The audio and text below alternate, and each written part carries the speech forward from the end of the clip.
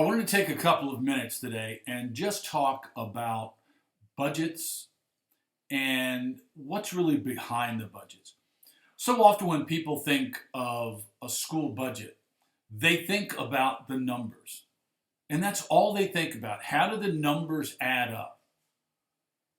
What's the bottom line? And is that important? Absolutely. But before you can get to those numbers, you have to have a clear vision of what you want your school to be. Too often people start budgets and think, okay, well, it's just a distribution of dollars. Well, that's like saying, well, for my home budget, I get X number of dollars in salary. Well, I'm just going to go ahead and just kind of wing it. I don't really need to plan for anything. I know I have these bills to pay, so I'll just kind of figure it out as it goes along, as they come in. Now, as you probably realize if you've ever tried that, is that it will be a complete and utter disaster. Why? Because there's no planning involved. It's just spur of the moment and reactionary. If you have a reactionary budget, again, are you going to be successful? Most likely not. You might be one of the lucky ones and be able to find a solution.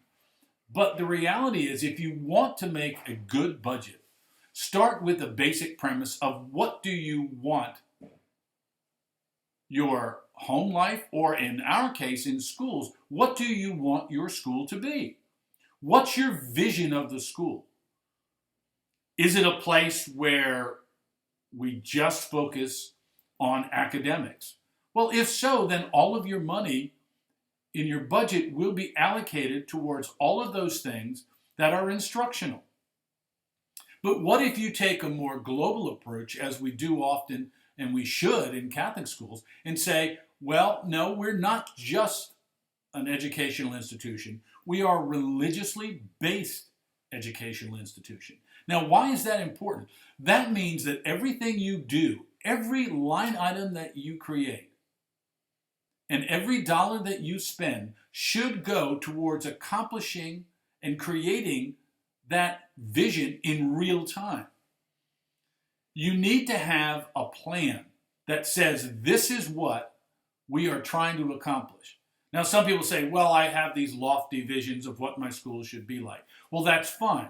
But how does that factor into each year? If you come in as a new principal and you have a vision for your school, that's where you start. And then you say, well, what do I want to accomplish in year one? What do I want to accomplish in year two? What do I want to accomplish in 3 years? So you come up with a plan of action. Now, oftentimes in the political world, what do you hear? You hear people on the campaign trails making, again, it's not a political statement, but both parties say, well, we're going to do all these things. But the question is, how do we pay for those? I might have lofty goals. I might have great ideas. But if I don't have the income to pay for those, all they are is very nice things that I've talked about. But they're not real. The reality is when you take your budget, every line item in your budget, and look at it in terms of your vision, in terms of your school's mission, how does it help accomplish that? Now, people would say, well, wait a minute. Isn't that overly broad? No, it's not. Why do I say that? I say that because if you have, let's say, someone would challenge you with, well, how does the maintenance budget affect that? Oh, very easily. Because in my mission and in my vision of my school, I want it to be a safe environment for my students. I want it to be an environment that allows students to work without having the facilities impede them. For instance, if you have a school and you can't pay the heat bills and it's the dead of winter, well, that's a problem. In many jurisdictions right now, people are encountering snow. Well, did you budget for snow removal? Sounds like a little thing, but that goes to the safety issue and your vision of what you're trying to create in your school. It starts with your vision. It starts with your mission. It starts with your philosophy. And then your budget evolves out of that. Everything that you put into your budget should be tied directly to your mission and to your vision and to your philosophy. That means as we start talking about compensation for teachers, as we talk about what goes into the instructional budget, what goes into retirement, how does that fit in? People say, well, what does retirement have to do with it? Because what it says, if you're not taking care of the people who are the front line in the daily educational exercises, your teachers, if they do not have the ability to pay their bills, to be able to figure that at some point they might be able to retire, are they going to stay with you? Probably not. And you could lose some very talented people. So again, as you start looking at each item in your budget, what does it say about your institution?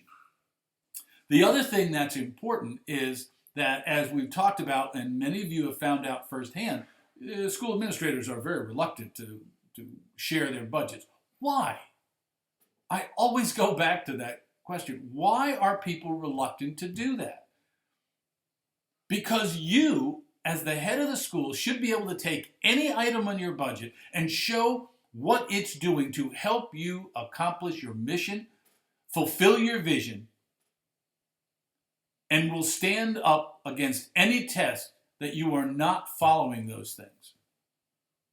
Failure to share the budget, to share financial information, and I'm not talking about teachers' salaries, but the reality is I can go online in most of your jurisdictions and I can go and find out what the general salary scale is.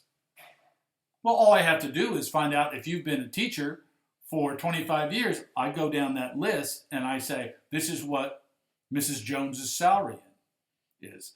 If I go and say, well, Mike Murphy's been teaching for 35 years, I know that he's down here on the scale. I know exactly what it is. So we have these things about, oh, we can't let that out. Why? If you want people to follow you, you better give them a reason why.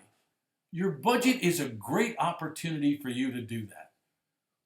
To put your vision, to put your mission, and your philosophy upon which your school is built into very concrete terms.